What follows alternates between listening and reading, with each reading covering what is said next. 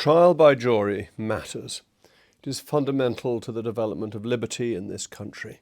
It's been part of our constitution since Magna Carta, but Magna Carta was anyway a reconfirmation of rights, not a declaration of rights. It was thought important then, and it's important now because it protects liberty. It protects the individual against an oppressive state, in those days an oppressive king. Why did the barons want Magna Carta? Why did they want trial by their peers? They wanted it because the king was trying to place himself above the law. If all the enforcement of law was done by one person or the agents of one person, then your liberty is under threat. And that is, of course, the case now as it was then, that the judges, the Crown Prosecution Service, the police are all funded for by the state. They are all part of the state. The one thing that was separate, was outside that, were your peers who would establish your guilt or your innocence. It is a fundamental protection from the overmighty state, and that's why we've had it for so long.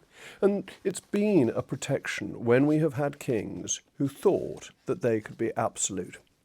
This is one of my favourite books, Select Cases, Statutes, Cases and Documents. It defines really the important constitutional developments of the 17th century, and it includes within it the 7 bishops case.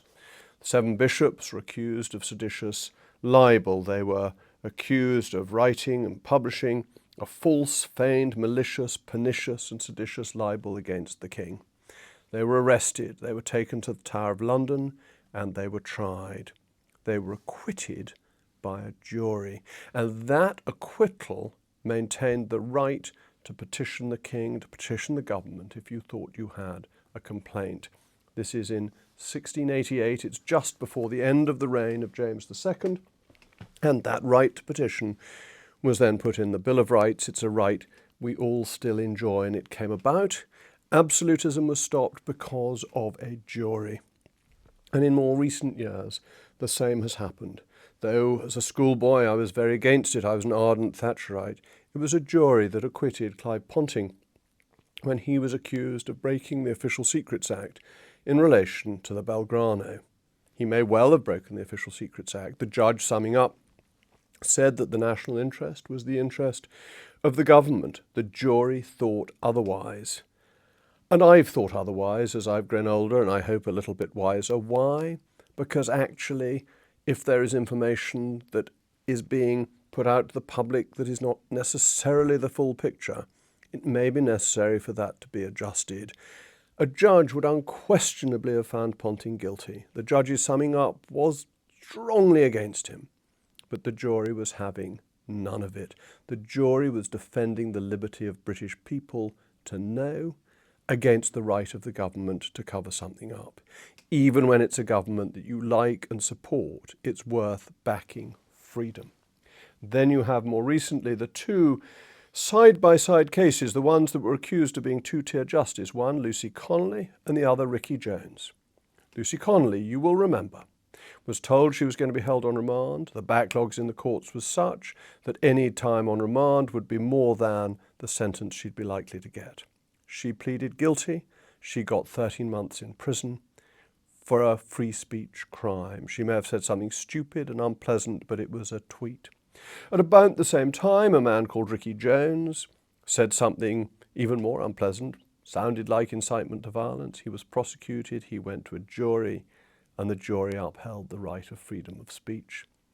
Now, a judge would almost certainly not have come to that conclusion and not have defended freedom of speech, because the law was pretty much against Lucy Connolly, and why should it have been any difference for Mr. Jones?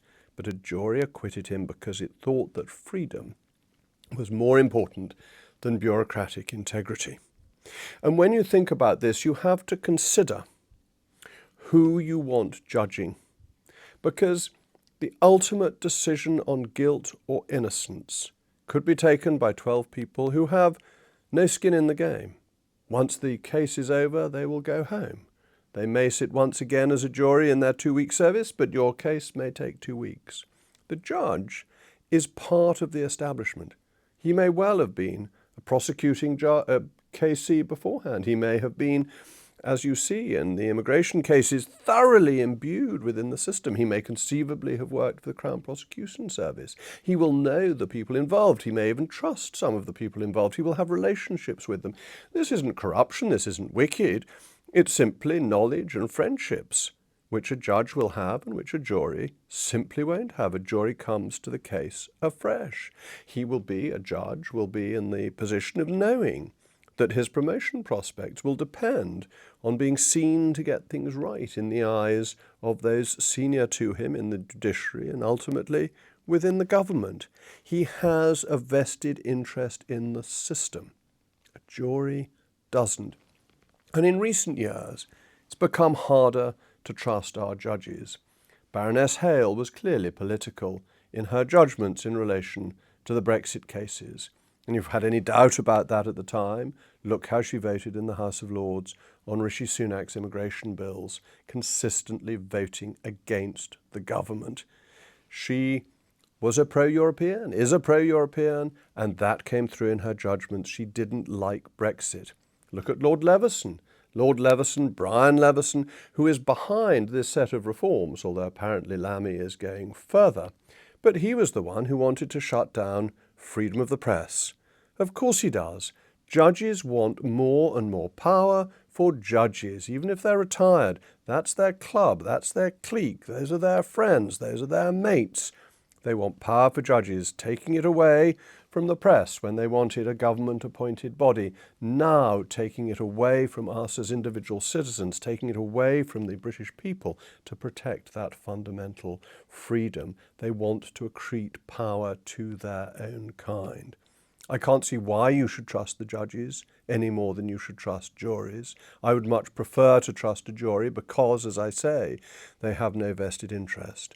But it is those rare cases. They're not every day. They come across sometimes once a decade, sometimes less often than that, when the government is being overbearing, when it has passed an outrageous law, a law that is unfair, a law that penalises people for exercising democratic freedoms.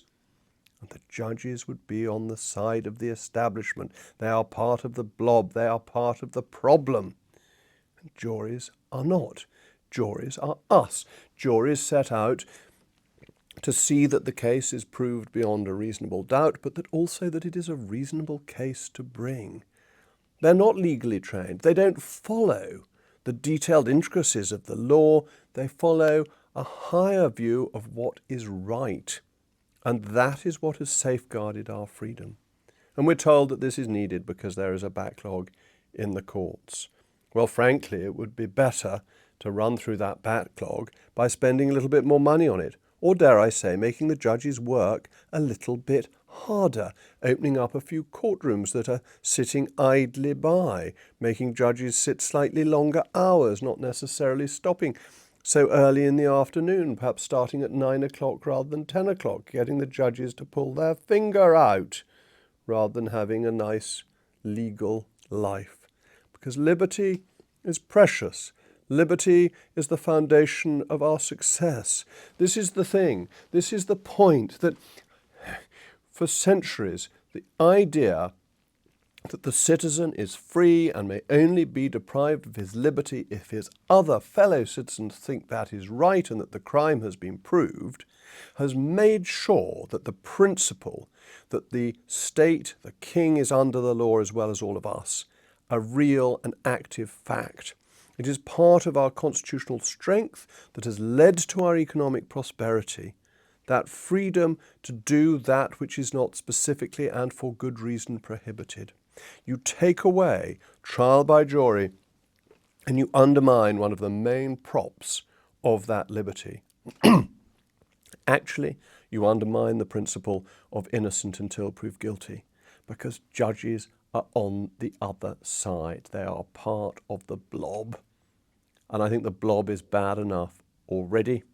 I don't want it to have more power. I want it to have less power. I want more power in the hands of the British public.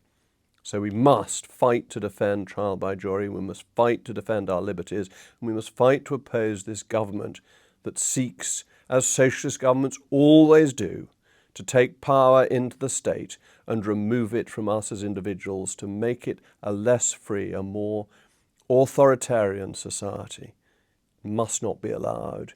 It would be a disaster for our country. Thank you for watching.